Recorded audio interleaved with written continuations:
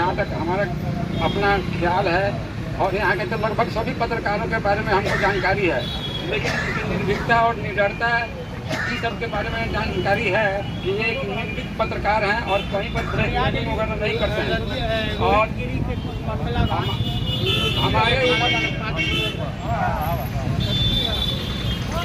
हम तो पहले बहुत सीखा करते थे प्रशासन के खिलाफ में, लेकिन जब देखा कि कुछ नहीं हो रहा है तो बहुत सारे मामलों को RTI के माध्यम से हम कलेक्शन करते हैं सबूत और हाई कोर्ट में रीट वगैरह फाइल करते हैं। इसी तरह से ऐसा हुआ था कि एक बार हाई कोर्ट में रीट फाइल किए हुए थे और सारे प्रशासनिक पदाधिकारी जिला स्तर के जितने हैं तो उन लोगों को भी हम बनाए थे पार्टी।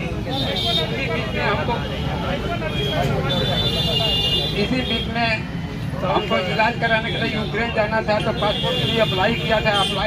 तो वहाँ से जब वेरिफिकेशन आया तो पुलिस पदाधिकारी ने एक लिख दिया कि साहब इनका चरित्र संदिग्ध है, इसलिए इनको पासपोर्ट न दिया जाए। तब RTI के माध्यम से जब हम सूचना प्राप्त की है तो हम कहीं पर कुछ करने उड़ने नहीं गए, न किसी से राय लिया न मशुरा किया, सीधे वकील के यहाँ गए, वकालता नोटिस भेजा और 3 करोड़ रुपए का मानहानि का केस कर दिया। उसके बाद में हमको पासपोर्टों मिल गया, विदेश चले भी गए, इलाज करा करके लौट भी आए।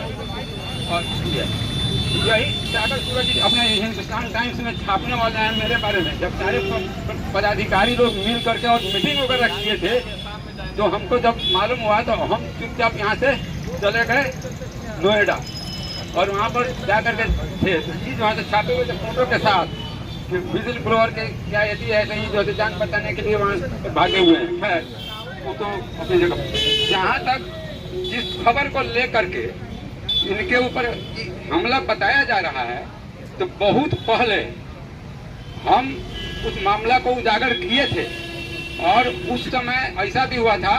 वो जो बाजार समिति आप देख रहे हैं ना जान पुल के पास, तो बाजार समिति में यहाँ से जाकर बाजार लगना लगा, हफ्ता 10 दिन 15 दिन ऐसा कई बार हुआ। और फिर उसके बाद में यहाँ पर आकर के लगता है तो यहाँ से है क्या कि अवैध कमाई होती है, उससे बहुत सारे पदाधिकारियों को बहुत सारे नेताओं को भी मिलते रहता है। आजकल एगो देखिए कुछ कानून के आड़ में भी कानूनी जामा पहना करके लोगों को गुमराह कर करके कुछ इस तरह से फैला दिया जाता है, लोग दिग्भ्रमित हो जाते हैं। अब जैसे आजकल एगो जनता दरबार निकला हुआ है कि हर शनिवार के रोज थाना में लगता है, जहाँ CO साहब बैठते हैं और थाना पर भारी बैठते हैं। तो वो क्या है, कहाँ पर किसी को पावर है? CO को पहले पावर है कि वो जो है जमीनी विवाद को सुलझा दे, कहीं पर जाकर के कब्जा दिला दे, लेकिन ये लोग करते हैं वहाँ पर जाकर के और वही मोल जोल करते हैं। और जो भू माफिया होता है उसके पक्ष में ये लोग वहाँ पर जमीन पर जाकर के दखल वगैरह दिलाते हैं। इस तरह की तो खबर ये भी छपवाए थे। अभी जो है अभी हम यहाँ पर आए हैं तो हमको मालूम हुआ है हरकाना के नजदीक एक जमीन है, उस जमीन में वही सब शनिवार के रोज CO और ये सब बैठ करके और ये किया वहाँ पर जो है तो कोई आदमी अवैध रूप से कब्जा कर रहा था। कब्जा करने के बाद में तब खैर पुलिस वगैरह गई, 44 वगैरह हुआ, ये SDO के यहाँ मामला चला, SDO जो है तो उसके पक्ष में फैसला दे दिया।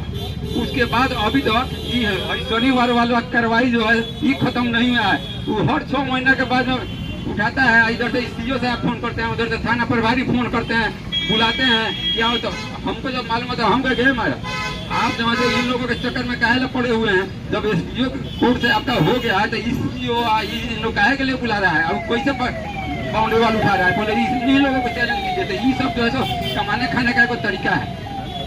अब आइए कि आए दिन हमला हम जो है सो आप लोगों से यही आग्रह करते हैं, आग्रह पूर्वक एक मांग करते हैं कि जितने भी प्रशासनिक पदाधिकारी या सरकारी समाचार है, आपके नेता लोग जितने हैं, हम लोगों के जनप्रतिनिधि लोग हैं, इन लोग जितने भी तरह के अगर प्रेस कॉन्फ्रेंस का चाहे यदि कोई आयोजन करते हैं, आप उसका बहिष्कार तब तक कीजिए जब तक कि इनका उद्भेदन नहीं हो जाता है। कि कहते हैं कि कानून में वो शक्ति है कि जंगल में अगर किसी आदमी का खून होता है तो शेर खाया है कि आदमी मारा है ये पता लग जाता है। अब तो CCTV वगैरह दुनिया अब तो बहुत ज्यादा टेक्नोलॉजी जो है एडवांस हो चुका है। तो तब तक आप लोग बहिष्कार कीजिए, तब तक किसी भी समाचार का जो है ना प्रकाशन कीजिए और ना उन लोगों के पास जाइए। और जब तक कि ये उद्भेदन नहीं हो जाता है कि हमला किसने किया है और किसने कराया है, तब तक के लिए ये मेरा आप लोगों से आग्रह है। और जहाँ तक ये धरना प्रदर्शन वगैरह की बात है, देखिए ये जो है तो हमको इस सब के ऊपर उतना विश्वास भरोसा नहीं है। हम सीधे तौर पर वो आरटीआई के माध्यम से सबूत वगैरह इकट्ठा करते हैं और सीधे चले जाते हैं पीआईएल दाखिल करते हैं। हमने बहुत सारा पीआईएल पड़ा हुआ है बहुत मामला में, कई जगह, यहीं पर नहीं, जयपुर में वहाँ देखिएगा, दिल्ली में देखिएगा, लखनऊ में देखिएगा, पटना में है। तो इस तरह से वही सब हम काम करते हैं। बाकी ये नहीं कि तो हमारा भरोसा जो है उस समय रहता है, किसी ने तो ठीक ही लिखा है। आज के संदर्भ में भी हुआ है कि अलविदा हो हिंद से इंसाफ जब जन्नत चले, मखलूक के इमदाद को 3 बेटे रह गए, सबसे बड़े हैं रिश्वत अली, मजले खुशामद बेग हैं, और तीसरे हैं पैरवी खान। क्या निराली शान है, यही तो है। आज बताइए ना, आज पत्रकार के ऊपर हमला हो रहा है, पत्रकार इतना जो हो गया, और पुलिस प्रशासन, वो क्यों?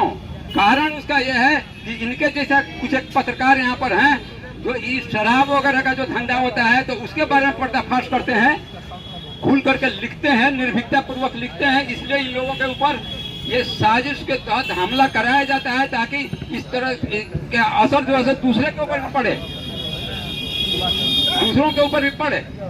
तो इस तरह की बातें हैं। खैर धरना प्रदर्शन का दिन है, लेकिन अभी भी वही हमारी मांग यही है कि कब तक आप लोग बहिष्कार करें और उसका इतना लें, उसमें बुलाने पर भी न जाएं जब तक कि उद्भेदन नहीं हो जाता है। धन्यवाद।